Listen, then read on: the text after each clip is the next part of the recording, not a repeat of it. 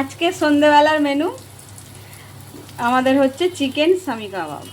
তা বন্ধুরা দেখো, আজকে স্বাধীনতা দিবসের দিন মেয়েরা বায়না করেছে, তাই এই জিনিসটা আজকে আমি করলাম। আর এইখানে করলাম রাত্রিবেলা খাওয়ার জন্য করেছিলাম এই কোপ্তা, চিকেন কোপ্তা কারি। তা ভালো লাগলে বন্ধুরা একটা শেয়ার করে দেবে আর লাইক করে দেবে।